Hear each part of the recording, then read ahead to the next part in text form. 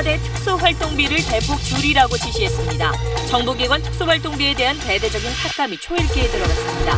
문 대통령은 공식 행사를 제외한 가족 생활비도 사비로 쓰기로 했습니다. 정부가 만 3살부터 5살까지 보육비를 지원하는 어린이집 누리과정 예산 전액을 국고로 지원하겠다고 밝혔습니다. 국공립 유치원도 2,400학급 늘려 저소득층 아동을 우선 입학시키기로 했습니다. 국정기획자문위는 차별 없는 채용을 위한 법 개정에도 나섰습니다. 앞으로 공공기관 취업 때 외모나 스펙 등으로 불이익을 받지 않도록 이른바 블라인드 채용을 의무화하기로 했습니다. 이낙연 총리 후보자 인사청문회 이틀째 국회의원 시절 이익단체 청탁으로 법안을 발의했다는 의혹이 제기됐습니다. 국회의원 하면서 장사했겠습니까? 청문보고서 채택 여부는 내일 결정됩니다. 박근혜 전 대통령의 두 번째 재판이 열렸습니다. 법정에서 메모하고 웃음도 보였으며 변호인과 자주 논의하면서 적극적으로 의견을 낸 것으로 알려졌습니다. 해군 여성 대위가 자신의 원룸에서 스스로 목숨을 끊었습니다. 헌명대는 직속 상관을 긴급 체포해 성폭행 여부를 조사하고 있습니다. 유명 대학 교수가 제자들의 인건비를 가로챈 것으로 드러났습니다. 교수의 모습이 이런 좀 추한 모습이었고, 정부가 발주한 연구과제를 수행하면서 제자들이 받은 인건비를 다시 반납받는 방식을 썼습니다. 기동 취재했습니다. 덴마크에 도피해 있던 최순실 씨의 딸 정유라 씨가 한국 송환 결정에 불복해 제기했던 항소심을 철회했습니다. 덴마크 검찰은 한국 법무부와 협의해 앞으로 30일 안에 정 씨를 한국에 보내기로 했습니다. 이슬람 급진 무장단체 IS를 추종하는 반군이 필리핀 남부 민다나오 섬을 점령해 해당 지역에 계엄령이 선포됐습니다. 우리 외교부는 해당 지역에 특별 여행주의보를 발령했습니다.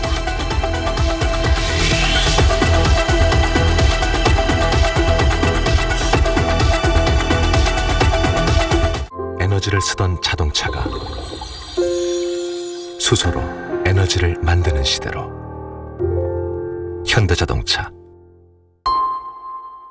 여러분 안녕하십니까. 문재인 대통령이 검찰의 돈봉투 만찬 사건으로 불거진 특수활동비에 대한 개선책을 내놨습니다.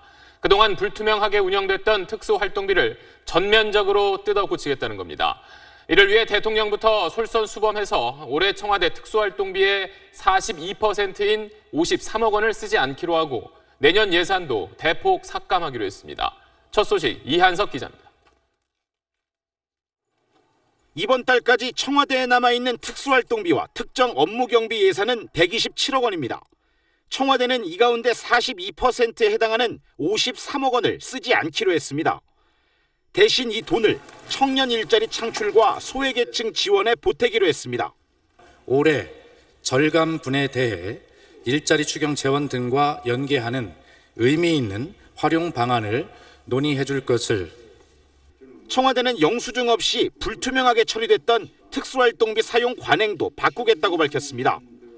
정부의 예산 집행 규정과 새로 만들어질 내부 지침에 맞게 필요한 곳에만 쓰라는 겁니다. 영수증 같은 증빙 서류도 첨부해 사후 관리도 철저히 하기로 했습니다. 국민의 혈세인 만큼 투명하게 관리하고 아껴 써야 한다는 게 문재인 대통령의 생각입니다. 국민의 세금인 예산으로 비용을 지급할 수 있는 부분과 그렇지 않은 경우를 명확히 구분하겠다는 대통령의 의지입니다. 청와대는 내년 특수활동비 예산도 올해 161억 원에서 31%를 줄여 신청하겠다고 밝혔습니다. 다만 외교 안보 분야 특수활동비는 업무 특수성을 감안해 5.1% 소폭 올리기로 했습니다. 문 대통령이 청와대 특수활동비에 대폭 삭감을 지시하면서 고위관료의 쌈짓돈으로 불렸던 정부기관의 특수활동비도 대대적인 삭감이 불가피해 보입니다. SBS 이한석입니다. 문재인 대통령은 이뿐 아니라 대통령 부부의 식사 비용과 칫솔, 치약 같은 생활 물품 사는 것도 이제 특수활동비가 아니라 개인 돈으로 처리하겠다고 밝혔습니다. 대통령부터 공과 사를 확실히 구분해서 특수활동비의 잘못된 관행을 깨겠다는 의지로 읽힙니다. 계속해서 김수영 기자입니다. 문재인 대통령과 함께 청와대에 들어간 반려묘 찡찡이를 키우는 데 들어가는 비용은 관행대로라면 특수활동비 명목으로 처리됩니다. 여기에 대통령과 가족이 쓰는 칫솔과 치약 등 개인 비품 구입비도 마찬가지였습니다. 문재인 대통령은 식비는 물론 이런 비용도 대통령 개인 돈으로 매달 급여에서 내겠다고 했습니다. 대통령님의 공식 행사를 제외한 가족 식사 비용, 사적 비품 구입 등은 예산 지원을 전면 중단하겠습니다. 관제에서의 가족 식사는 물론 손님 접대도 사적인 만남이라면 사비로 처리하겠다는 게 문 대통령의 뜻이라고 설명했습니다. 11일 1일 날 제가 와서 관저에 이제 가족 식사 대장을 비치를 했습니다. 한 달치 비용을 제가 대통령님 급여에서 공제를 하고 급여를 지급하는 것으로 정리를 했습니다. 문 대통령은 청와대 관저에서 살아 주거비는 들지 않는다며 감사한 일이라고 말했습니다. 미국 백악관도 대통령과 가족의 식비, 생필품 비용 등을 대통령 개인에게 청구하고 있습니다. 문 대통령의 생활비 사비 결제는 자신부터 특권을 내려놓는 모습을 보여 특수활동비 제도는 물론 공직자의 청렴도를 개선하겠다는 의지로 익힙니다. SBS 김수영입니다. 지난 10년 동안 특수활동비로 쓰인 국가 예산은 8조 5천억 원이 넘습니다. 올해 예산도 9천억 원에 이릅니다. 원래는 기밀 유지가 꼭 필요한 일에 쓰라는 돈인데 영수증도 필요 없고 또 사용 내역을 제출하지도 않다 보니까 말 그대로 쌈짓돈처럼 쓰이는 경우도 있었습니다. 강청환 기자입니다. 이명박 정부 시절 국무총리실에 민간인 사찰 의혹을 폭로했던 장진수 전 주무관. 특수활동비 일부를 청와대에 정기적으로 상납했다고 밝혀 큰 파문이 일었습니다. 폭로하게 된 이유가 있으세요? 진실이 밝혀져야 되기 때문에 말씀드렸습니다. 특수활동비는 기밀 유지가 요구되는 수사, 정보 수집 활동에만 쓰도록 규정돼 있습니다. 그런데도 엉뚱하게 쓰인 경우가 잇따르는 데는 이유가 있습니다. 시민단체 전문가와 함께 지난 2015년 법무부 특수활동비를 따져봤습니다. 교정교화에 11억 8천만 원, 소년원생 수용에 1억 3,800만 원 등 총 280억 원이 쓰였습니다. 특히 사용처를 알 수 없는 온갖 경비를 따져보니 10억 원이 넘습니다.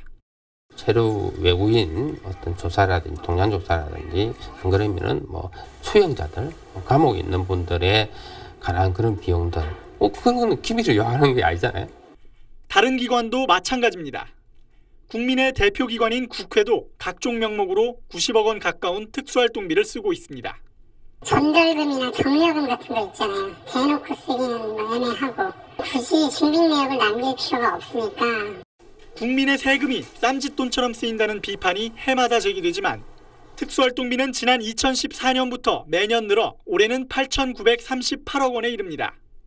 지난 19대 국회에서 특수활동비 제도 개선 관련 법안이 발의됐지만 상임위도 통과 못하고 폐기됐습니다. SBS 강청원입니다. 네, 정치부 남승모 기자와 좀 더 자세한 이야기 나눠보겠습니다. 자, 문재인 대통령이 특수활동비 사용 관행을 뜯어 고치겠다 이렇게 전격적으로 나섰는데 이 배경을 뭐라고 봐야 할까요? 네, 또 다른 이름의 적폐청산이라고 봐야 할 것 같습니다. 사실 이른바 관행이라는 이름으로 공직사회에서 이런저런 부조리들이 있었는데 이걸 끊어내겠다는 겁니다.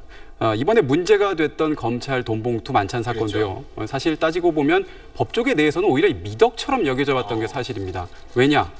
고위공직자, 그러니까 고위검사가 일선에서 고생하는 검사들한테 자기 쌈짓돈을 내놓는다. 이런 인식이 더 많았던 거죠. 네, 이 특수활동비를 계산한다는 건 단순히 예산을 예산을 좀 아끼겠다, 절감하겠다 이 차원은 아닌 것 같아요. 네, 그렇습니다. 특수활동비라는 게 아까 잠시 소개가 됐습니다만 주로 수사활동 내지는 정보활동에 쓰는 돈들이거든요. 이 돈을 주로 쓰는 데가 그렇다 보니까 검찰, 경찰, 그리고 국가정보원 같은 권력기관들입니다.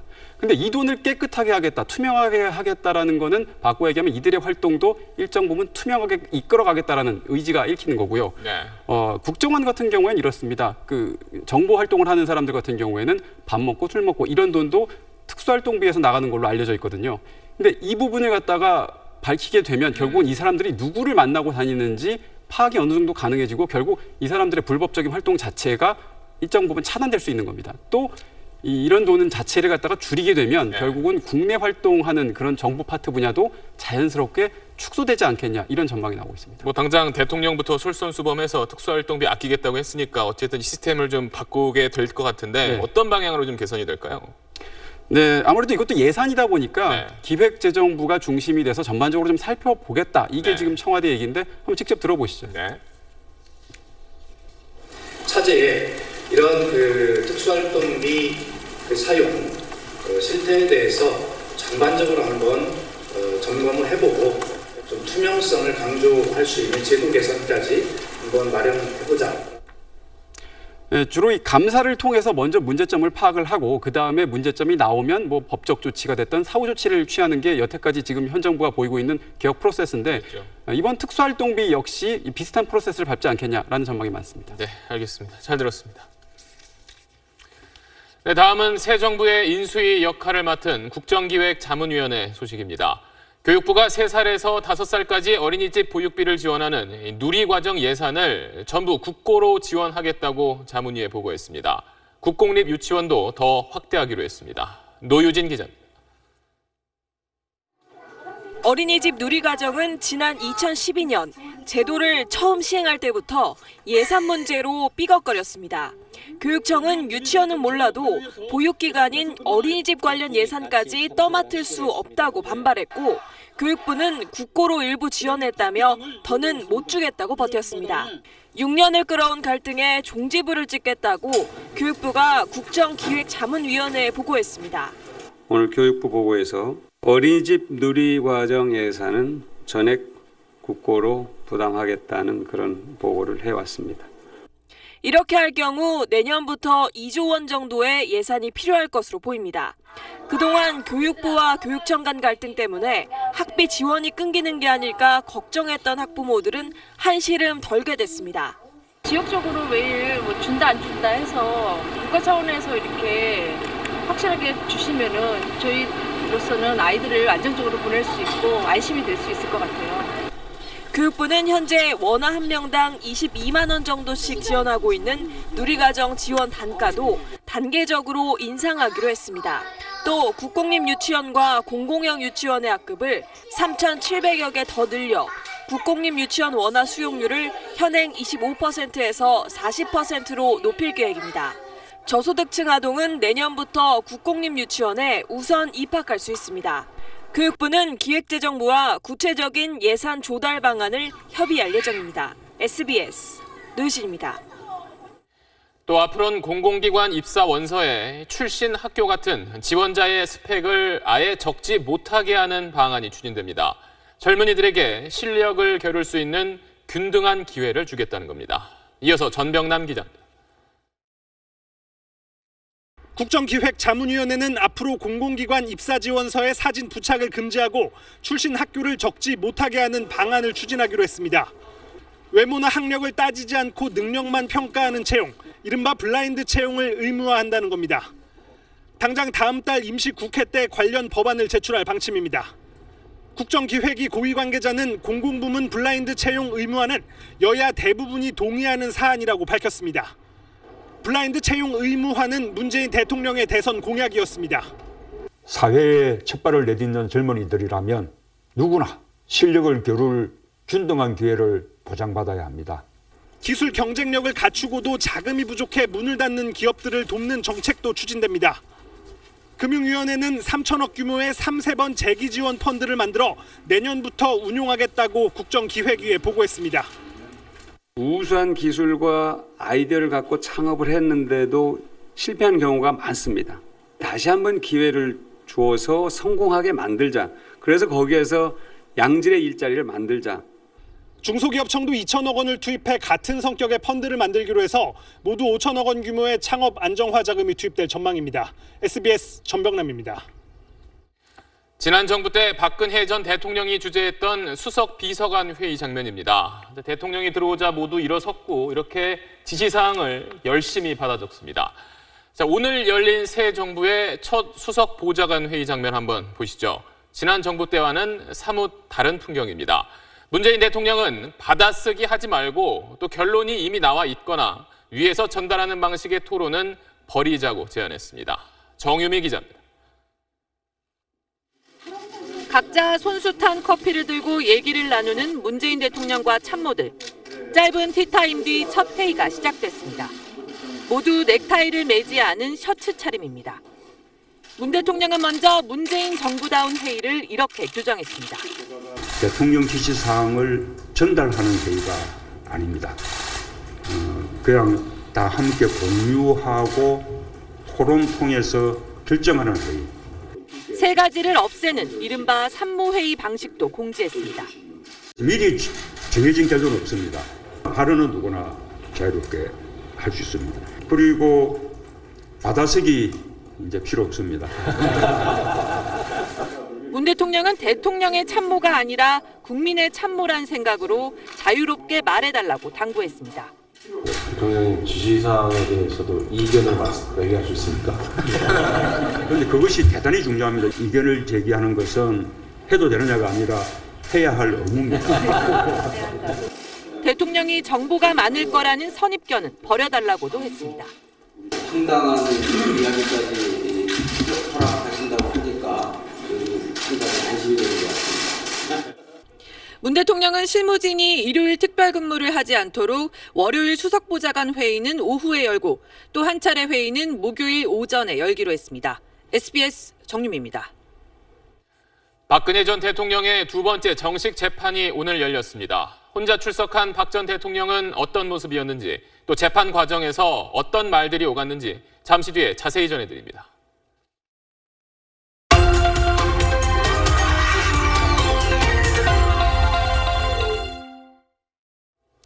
오늘 이낙연 국무총리 후보자의 이틀째 인사청문회에서 청부 입법 의혹이 추가되며 검증 공방이 가열됐습니다. 자유한국당은 후보자가 총리로 부적격하다는 입장인데 여당은 물론 다른 야당들도 결정적인 하자는 없다고 판단하고 있어서 총리 인준안은 통과될 것으로 보입니다. 한상우 기자가 보도합니다.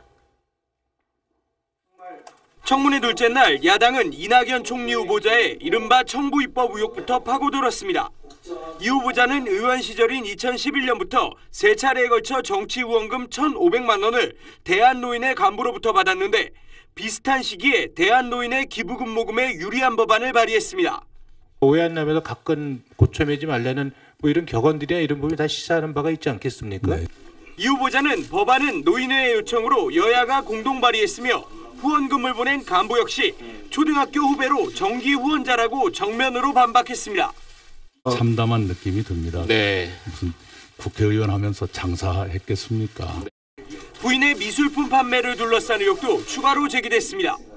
2013년 전후로 공공기관에서 매입한 미술품이 알려진 2점보다 많은 5점이고 구매액도 2천만 원이 넘는다는 겁니다. 처음에는 전남개발공사에 판 2점밖에 없다고 했는데 왜 말을 바꿔 3점 더 팔린 게 나왔습니까? 제가 잘 몰랐던 것이 우선 있고요. 이런 말씀 드리는 것도 참 부끄럽습니다만. 자유한국당이 대작 의혹까지 제기하자 여당 의원들은 강하게 반발했습니다. 그렇게 정치공세 하시고 인격 모독하시면 청문회 원래 취지랑 다르지 않습니까? 한국당은 각종 의혹과 위장 전입에 면죄부를 줄 수 없다며 부적격 의견을 내기로 했습니다. 하지만 적격이라는 여당에 국민의당과 바른정당은 호남 총리에 대한 고려와 낙마시킬 정도의 결격 사유는 없다는 판단을 하고 있어 내일 청문 보고서 채택은 무난할 전망입니다. 이에 따라 총리 인준안은 이르면 오는 29일 본회의에서 가결 처리가 유력해 보입니다. SBS 한상우입니다. 법원에서는 오늘 박근혜 전 대통령의 두 번째 정식 재판이 열렸습니다. 첫 재판과 달리 박 전 대통령 혼자 출석해 증거조사를 진행했고 변호인단은 사안마다 이의를 제기했습니다. 보도에 민경호 기자입니다. 박근혜 전 대통령은 오전 9시쯤 법원에 도착했습니다. 첫 재판 때와 같은 감색 재킷을 입고 올림머리를 했습니다. 수형자 번호가 쓰인 배지나 수갑을 가리지 않은 것도 첫 재판과 같았습니다. 오늘 재판에선 박 전 대통령의 직권남용 혐의와 관련해 그동안 진행된 국정농단 재판 기록 등을 살펴보는 절차가 진행됐습니다. 최순실 씨는 이미 자신의 재판에서 이와 관련된 조사가 끝나 오늘은 박 전 대통령 혼자 재판에 나왔습니다. 하지만 해당 절차가 시작되기도 전에 박 전 대통령 변호인인 이상철 변호사가 나섰습니다. 이 변호사는 관련법상 재판의 전체적인 계획이 완성돼야 조사에 들어갈 수 있다며 정식 이의를 제기했습니다. 재판 기록을 조사하면서도 변호인단은 검찰이 자신들에게 유리한 부분만 언급하고 있다며 원칙대로 재판 기록을 처음부터 끝까지 낭독해야 한다고 주장했습니다. 이를 두고 법조계에선 변호인단이 박 전 대통령의 구속 만기인 10월 16일까지 재판을 끌어 불구속 재판을 유도하려는 의도로 풀이하고 있습니다. 하지만 재판부는 절차상 위법한 면이 없고 시간이 지나치게 오래 걸린다며 변호인단의 주장을 일축했습니다. 재판부는 다음 주부터 일주일에 3번 내지 4번 재판을 하는 등 집중 심리를 이어갈 계획입니다. SBS 민경호입니다. 박근혜 전 대통령은 그제 첫 재판에선 긴장한 듯 경직된 모습을 보였지만 오늘 재판에선 여유를 찾은 모습이었습니다. 변호인과도 자주 논의하면서 재판에 적극적인 태도를 보였습니다. 윤나라 기자의 보도입니다. 박근혜 전 대통령은 첫 재판이 진행된 3시간 동안 무표정한 얼굴로 줄곧 정면을 응시했습니다. 재판 내내 긴장을 늦추지 않았습니다. 하지만 오늘은 달랐습니다. 재판부에 가벼운 목례를 하고 자리에 앉은 박 전 대통령은 검찰과 변호인의 발언을 들으며 고개를 끄덕이고 메모도 하는 등 적극적으로 재판에 임하는 모습을 보였습니다. 변호인과 서류를 함께 보며 상의도 하고 청와대나 대통령 관련 얘기가 나오면 허탈한 웃음을 보이기도 했습니다. 호송차에서 내려 구치감으로 들어갈 때도 그제는 움찔하며 교도관을 올려보기도 했지만 오늘은 교도관들의 안내를 받아 자연스럽게 걸어갔습니다. 재판 준비 과정에서는 공소장에 밑줄까지 그어가며 변호인에게 적극적으로 자신의 의견을 낸 것으로 알려졌습니다. 하지만 박 전 대통령은 재판이 7시간 넘게 이어지자 피곤함을 감추지 못했습니다. 중간에 눈을 감거나 하품을 하고 의자 팔걸이에 몸을 기대고 손으로 턱을 괴는 등 집중력이 떨어진 모습을 보이기도 했습니다. 오후 재판에서는 휴식을 요구해 15분 동안 휴정하기도 했습니다. 방청석 150석이 모두 들어찼던 첫 재판과 달리 오늘은 10여 석이 비었고 별다른 소동 없이 차분하게 재판이 진행됐습니다. SBS 윤나라입니다. 덴마크에서 국내 송환을 거부하며 버티던 최순실 씨의 딸 정유라 씨는 귀국길에 오르게 됐습니다. 법무부는 덴마크 당국과 송환 일정을 협의하고 있습니다. 보도에 김정기 기자입니다. 덴마크 검찰이 어젯밤 트위터에 올린 글입니다. 정 씨가 고등법원에 제출한 항소심을 철회해 한국 송환이 최종적으로 결정됐다고 밝혔습니다. 정 씨는 지난달 1심 법원이 한국 송환 결정을 내리자 곧바로 항소심을 제기했고 다음 달 8일 판결을 앞두고 있었으나 자진해서 항소심을 철회한 것입니다. 지난 1월 1일 덴마크 올보르에서 경찰에 체포된 지 144일 만에 나온 결정입니다. 아기랑만 같이 있으면 한국으로 들어간다고 내일이라도 들어갈 수 있다. 네, 저 진짜 보육원에 있든지 사회단체에 있든지 병원에 입원해 있든지 상관없거든요. 아직 정확한 송환 날짜는 결정되지 않았지만 덴마크 검찰은 앞으로 30일 안에 정 씨를 한국으로 보내야 합니다. 정 씨의 자진 철회 결정은 고등법원 재판에서도 한국 송환 판결을 뒤집기 어렵다고 판단했기 때문으로 보입니다. 또 한국에서 정권이 교체돼 더 이상 시간을 끌어도 실익이 없다는 계산도 작용한 걸로 보입니다. 정 씨는 이화여대 학사 비리와 관련해 업무 방해 혐의를 받고 있습니다. 법무부는 현재 덴마크 정부와 송환 일정을 협의하고 있으며 최대한 이른 시간 안에 정 씨를 송환할 예정이라고 밝혔습니다. SBS 김정기입니다. 트럼프 대통령을 만났던 미국 특사단이 문재인 대통령 집안이 과거 6.25 전쟁 당시 북한 공산 정권을 피해 내려왔다는 점을 강조한 것으로 확인됐습니다. 북핵에 대한 단호한 입장을 강조하기 위한 것으로 풀이되는데 동시에 인도주의적 교류는 추진하겠다는 방침도 함께 전했습니다. 정영태 기자의 단독 보도입니다. 홍석현 미국 특사는 트럼프 대통령을 만난 자리에서 문재인 대통령 집안도 6.25 전쟁 때 북한 공산 정권을 피해 월남한 이산 가족으로 실향민이라는 점을 강조했다고 특사단 관계자가 밝혔습니다. 이른바 진보 정권 집권에 따른 미국의 우려를 불식시키고 단호한 북핵 대응도 미국과 다르지 않다는 점을 강조하기 위한 것으로 풀이됩니다. 문 대통령은 흥남이 고향인 아버지가 북한 치하에서 공산당 입당을 강요받았지만 끝까지 거부했고 1950년 피난했다고 밝힌 적이 있습니다. 2004년엔 이산가족 상봉 대상자인 어머니를 모시고 북측의 이모와 만나기도 했고 이산가족 전원 상봉 추진을 대선 공약으로 발표했습니다. 6.25 전쟁 중 흥남 철수 때 거제로 피난 오신 실향민입니다. 그래서 누구보다도 더 실향민의 아픔에 대해서 잘 압니다. 특사단 관계자는 대북 제재에 동참하면서도 한국은 대화를 병행하는 역할 분담론을 미국 정부에 설명했다며 특히 미국이 대북 자금 유입을 우려하는 개성공단이나 금강산 관광 재개보다는 인도주의적 차원인 이산가족 상봉이 우선 추진될 수 있다고 밝혔습니다. 또 이런 언급에 미국 측도 여건이 조성되면 가능하다는 반응이었다고 설명했습니다. SBS 정영태입니다. 유명 사립 공과대의 대학원생들이 2년 동안 모아왔던 봉투 수십 장들입니다. 인공지능 분야의 교수 한 명에게 매달 돈을 바치고 나서 그 돈을 넣었던 봉투에 액수를 적어왔습니다. 이렇게 적힌 액수만 모두 5천만 원이 넘습니다. 제자들은 왜 이렇게 큰 돈을 꼬박꼬박 교수에게 바쳤을까요? 조교 기자가 단독 취재했습니다. 교수님, 러닝머신 준비 다 돼 있습니다. 러닝머신. A 교수는 국내 인공지능 분야에서 권위를 인정받고 있습니다. 하지만 제자인 B 씨는 A 교수의 다른 모습을 공개했습니다. 지난 2009년부터 6년 동안 자신의 인건비 중 일부를 A 교수가 받아 챙겼다는 겁니다. 60만 원대는 넘었던 것 같습니다. 5, 60만 원 정도? 그건 좀 연차마다 차이가 있고. 정부가 발주한 연구 과제를 맡으면 마칠 때까지 매달 인건비가 통장에 입금되는데 A 교수가 일부를 반납금이라는 명목으로 가져갔다는 겁니다. 현금으로만 받아서 증거도 없을 뻔했지만 B 씨는 돈을 내라는 이메일과 함께 이름과 액수가 적힌 봉투를 모아뒀습니다. 같은 과정을 밟았던 선후배 10여 명의 반납금 봉투도 2년치 정도를 모아뒀는데 여기에 적힌 액수만 따져도 5,200만 원에 달합니다. 이런 반납금 제도가 있다는 게 되게 어떤 교수님을 존경할 수 없는 요인이 된다. 막 그런 얘기를 좀 했었어요. A 교수는 반납금을 받아온 사실을 시인했지만 최근엔 중단했다고 해명했습니다. 그런 것들은 다 없애고 누구보다도 더 잘해주고 투명하게 했다고 자부하고 있었어요. 제가 뭐 지금까지 그러고 이때면은 저도 뭐 나쁜 놈이라고 생각하죠. 반납금도 학생 복지를 위해 썼다고 주장했지만 제자들은 그런 일은 없었다고 반박했습니다. SBS 조교입니다. 세월호 참사 1135일 만에 미 수습자인 단원고 조은화 양의 신원이 확인됐습니다.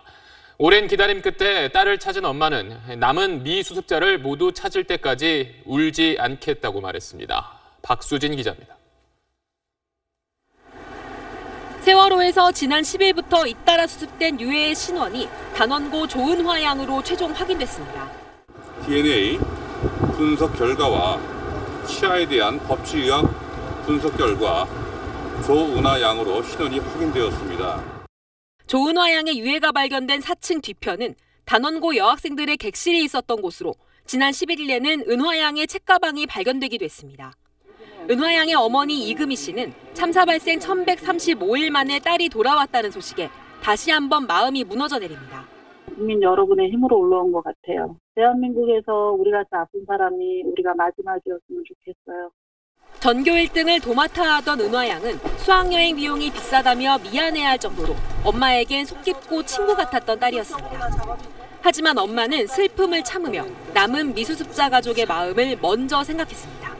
지금 울면 안 되고요. 왜냐면 갖다 못 찾은 가족이 너무 많잖아요. 가족을 갖다 찾기 위해서 지금도 기다리는 가족이 있잖아요.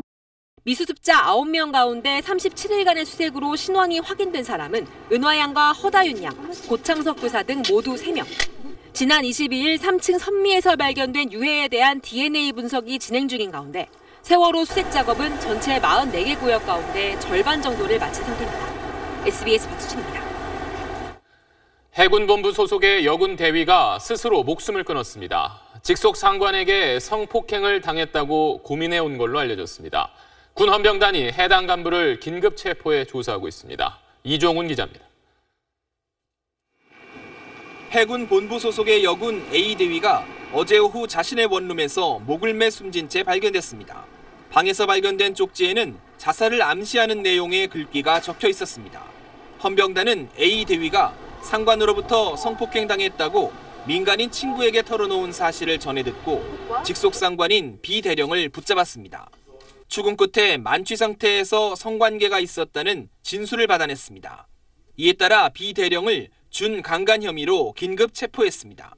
준강간이란 상대방이 의식이 없거나 저항할 수 없는 상태에서 성행위를 하는 것으로 폭행이나 협박이 없었더라도 강간죄에 해당하는 처벌을 받게 됩니다. 하지만 비 대령은 성관계 사실은 인정하면서도 성폭행 혐의에 대해서는 인정하지 않고 있는 것으로 알려졌습니다. 해군은 그동안 음주 회식에서 성폭력이 자주 발생하는 점을 고려해 참석자 한 명이 동료를 감시하도록 하는 회식 지킴이 제도를 시행 중인데 이 부서는 그조차 제대로 지켜지지 않았던 것으로 알려졌습니다. 남성 중심주의적인 그런 문화들을 개선하는 게 사실 인식 개선이 제일 우선되어야 되는 부분이고요. 피해자가 신고를 할 수 있는 문화들이 조성이 되어야 돼요. 피해자의 의사에 따라서 조사가 들어가고 수사가 들어가고 처벌을 받을 수 있고. 해군은 성군기 위반은 용납할 수 없다며 엄정히 수사해 사실로 확인되면 엄벌하겠다고 밝혔습니다. SBS 이종훈입니다. 품질이 떨어지는 값싼 윤활유를 외국 유명 회사의 특수 윤활유인 것처럼 속여 군에 납품했던 업자가 경찰에 붙잡혔습니다. 이 윤활유를 썼던 공군 항공기는 기체가 떨려서 급히 회항했고 또 해군 함정에서도 심각한 결함이 발견됐습니다. 김기태 기자입니다. 윤활유를 혼합 제조하는 설비와 함께 빈 용기가 잔뜩 쌓여 있습니다. 공장 내 컴퓨터에선 불량 윤활유 제조법을 담은 파일이 발견됩니다. 모 화학업체 대표 58살 이모 씨는 트랙터나 오토바이에 쓰는 값싼 윤활유를 항공기나 헬기용 특수 윤활유로 속여 군에 납품했습니다. 국내 공장에서 만든 저가 윤활유를 수출 형식으로 미국으로 보낸 뒤 현지의 페이퍼 컴퍼니에서 해외 유명 제품 위조 상표를 붙여 국내로 다시 수입했습니다.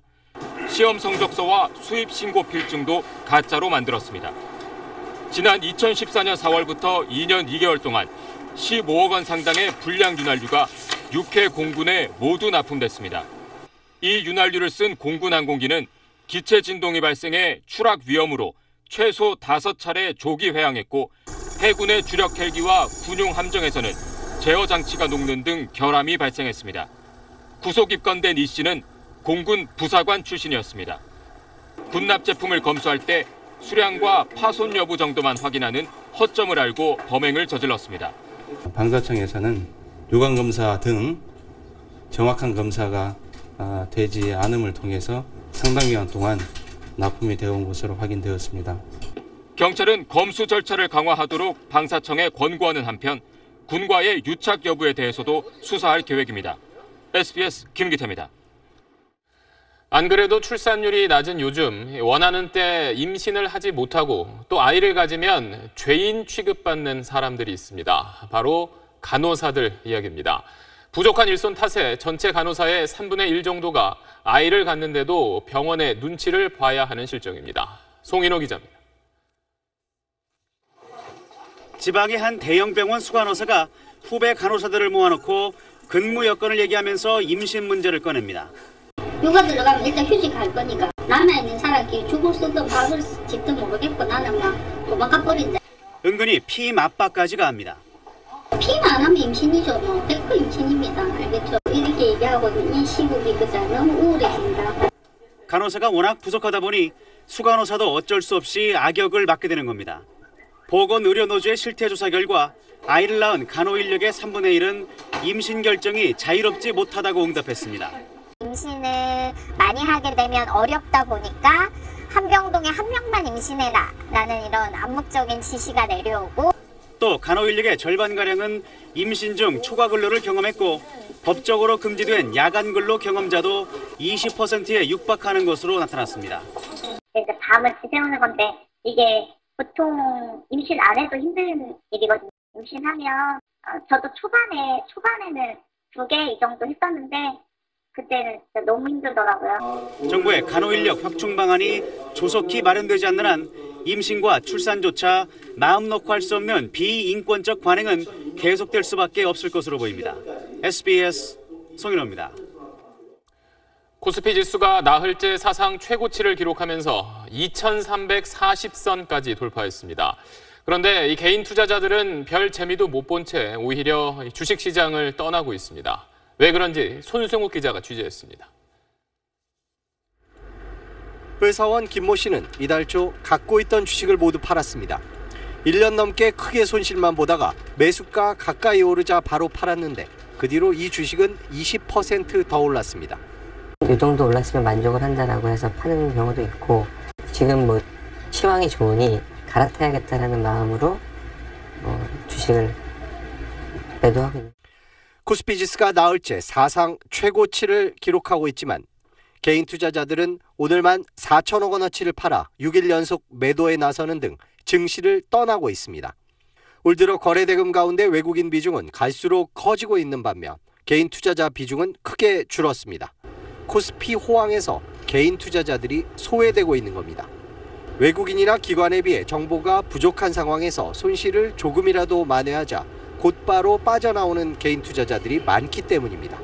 긴 시간 동안 박스권 흐름이 이어졌는데요. 지금 올해 조금 이걸 뚫고 올라가는데 개인 투자자 입장에서는 여기에 대한 또 불신이 있는 거죠. 언제 떨어질지 모른다.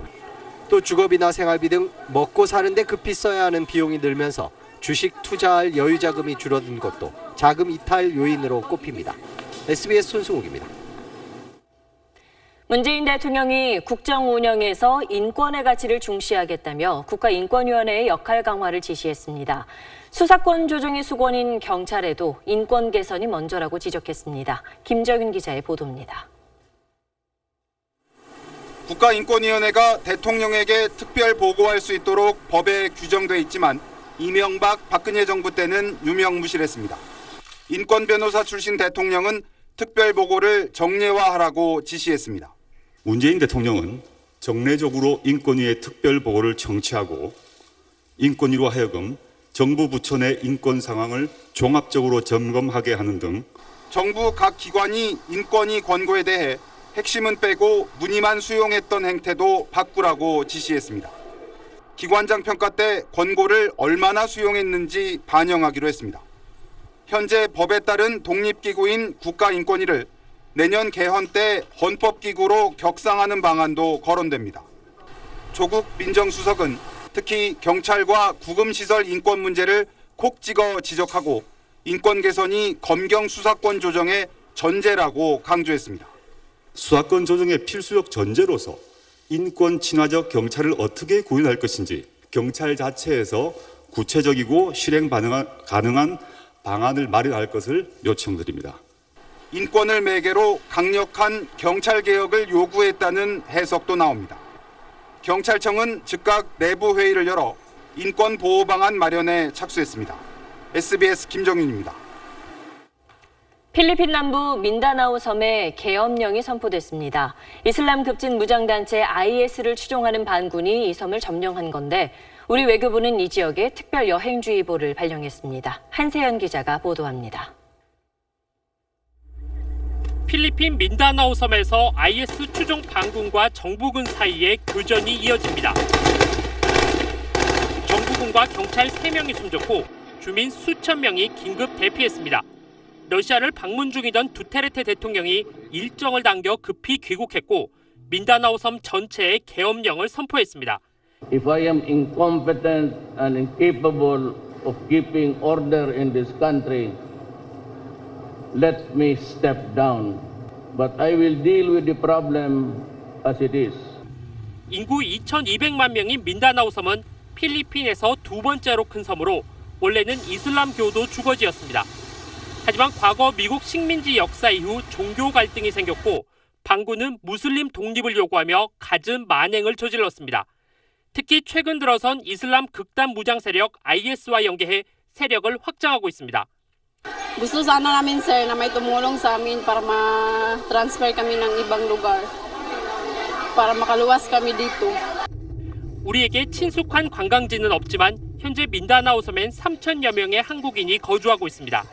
2년 전엔 한국인 사업가가 무장 반군에 납치 살해됐고 지난해는 한국인 선장이 납치됐다가 풀려난 사건도 있었습니다. 우리 외교부는 민다나오 섬에 특별 여행 주의보를 발령하고 여행 계획은 취소 혹은 연기하고 현지에 있다면 가급적 일찍 떠날 것을 권고했습니다. SBS 한세연입니다. 영국 맨체스터 공연장 테러에 이슬람 극단 무장 세력 IS가 개입한 정황이 속속 드러나고 있습니다. 체포된 용의자들 가운데에는 테러범의 형과 동생, 아버지도 포함돼 있고 추가 테러 가능성도 확인됐습니다. 맨체스터 현지에서 배재학 특파원입니다. 대테러 부대원들이 맨체스터 외곽의 주택가를 급습해 테러 용의자를 체포해 압송합니다. 영국 경찰은 자살폭탄 테러범 아베디의 형을 비롯해 지금까지 용의자 8명을 체포했습니다. I think it's very clear that this is a network that we are investigating, and as I've said, it continues at a pace. There's extensive investigations going on. 리비아에서 체포된 아베디의 동생 하심은 자신과 형이 IS에 소속돼 있다고 자백했습니다. 아베디와 하심은 리비아의 IS 테러리스트 거점에서 훈련을 받은 것으로 알려졌습니다. 특히 동생 하심은 상세한 테러 계획을 미리 알고 있었으며 새로운 테러를 계획 중이었던 것으로 드러났습니다. 영국 경찰은 용의자 체포 과정에서 폭발물을 추가로 발견해 이 가운데 하나를 폭파 처리했습니다. 영국 정부는 발견되지 않은 폭발물이 더 있을 가능성이 있다고 보고 테러 경보를 최고 수준으로 높인 데 이어 민간 시설에까지 군병력을 투입했습니다. 영국 전역에서 추모의 물결이 이어지고 있는 가운데 테러 희생자의 상당수가 공연을 보러 간 자녀를 데리러 갔던 부모들로 밝혀지면서 안타까움을 더하고 있습니다. 영국 맨체스터에서 SBS 배재학입니다.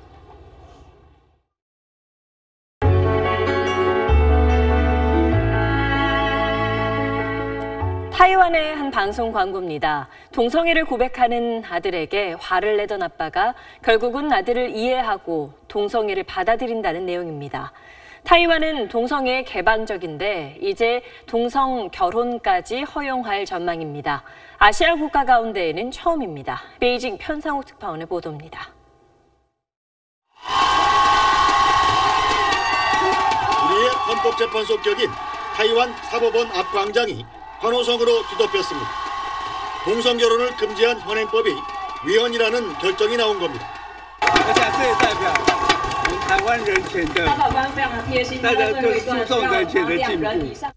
타이완 현행 민법은 동성 결혼을 허용하지 않고 있습니다. 사법원은 이 조항이 결혼의 자유와 평등권을 보장한 헌법을 위배한다고 해석했습니다. 이성애 부부도 아이를 낳아야 한다는 조건이 없는 만큼 동성 커플이 자녀를 낳을 수 없다는 이유로 결혼을 못하게 하는 건 명백한 차별이란 겁니다. 有关机关应于本解释公布之日起2年内，依本解释意旨完成相关法律之修正或制定。 이번 결정은 4년 전 59세 남성이 동성연인과 혼인 등기를 신청했다가 거절당한 것이 발단이 됐습니다. 1990년대부터 계속되어온 타이완의 동성결혼 합법화 요구는 찬성 입장인 차이잉원 총통이 지난해 집권하면서 더욱 거세졌습니다. 반대단체는 강력히 반발했습니다. 2001년 네덜란드를 시작으로 현재 23개 나라에서 동성결혼을 허용하고 있지만 아시아 국가는 단 한 곳도 없습니다. 타이완의 이번 합법화 결정은 동성결혼 문제가 국론화되기 시작한 주변 아시아 국가들에게도 적지 않은 영향을 끼칠 걸로 보입니다. 베이징에서 SBS 편상욱입니다. 그렇다면 우리나라의 상황은 어떨까요? 지난 대선 토론회에서 동성애를 놓고 논란이 일기도 했었는데 이제 막 본격적인 공론화가 이뤄지면서 동성애, 동성 결혼에 대한 논란이 뜨겁습니다. 전영우 기자입니다. 지난 2013년 결혼식을 올린 김조광수 씨와 김승한 씨. 혼인신고를 할 수 있게 해달라며 소송을 냈지만 지난해 말 항소심에서도 기각됐습니다. 지금은 헌법 소원을 고민하고 있습니다.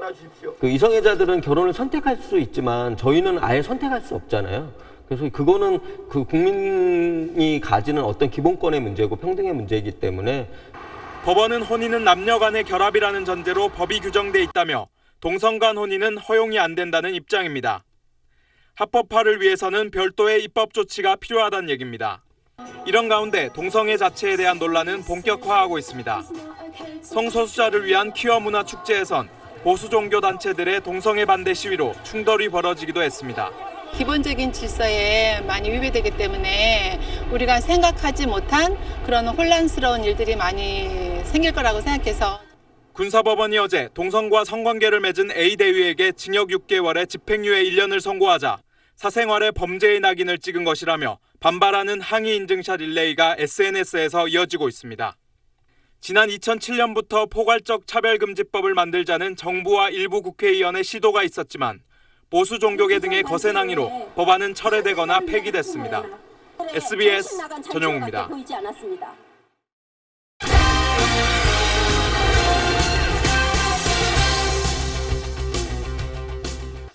국내 여자 골프에서 김자영 선수가 골프 여제 박인비를 꺾고 5년 만에 정상에 올라 화제가 됐는데요. 긴 슬럼프를 딛고 화려하게 재기한 비결이 무엇일까요? 김영성 기자가 만났습니다. 두산 매치플레이에서 닷새간 7라운드 121개 홀 승부에 격전을 치렀던 김자영은 쉬고 싶다는 말부터 꺼냈습니다.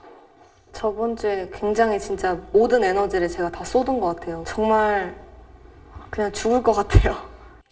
김혜림, 박인비 등 강자들을 잇따라 꺾고 매치 퀸에 등극한 순간의 느낌을 이렇게 전했습니다.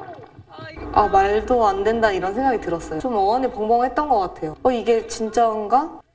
2012년 데뷔 3년 차에 3승을 올리며 최고 인기를 누렸던 그녀에게 갑자기 찾아온 슬럼프는 견디기 힘든 고통이었습니다. 시합을 그냥 나가기가 싫었어요. 제가 못 치는 모습을 다른 사람들한테 보여주기가 싫었어요. 지난 겨울 강도 높은 체력 훈련을 통해 샷의 비거리를 늘리고 흐트러진 스윙을 바로잡았습니다. 어디서 힘을 줘야 되는지, 어디서 최고의 힘이 폭발돼서 나오는지 그런 느낌을 제가 찾아서 거리도 는 것 같아요. 자신감을 되찾은 김자영은 최근 2개 대회에서 준우승과 우승으로 상승세를 타며 화려하게 날아올랐습니다. 성숙해졌다고 생각해요. 내공도 생기고 좀 더 제가 단단해진 느낌이 들거든요. 김자영은 이번 주 휴식을 취한 뒤 다음 주부터 투어에 복귀해 2연승에 도전합니다. SBS 김영성입니다. 출루의 신 한화 김태균 선수가 78경기 연속 출루 행진을 이어갔습니다. 테드 윌리엄스의 메이저리그 기록에 이제 6경기 남았습니다.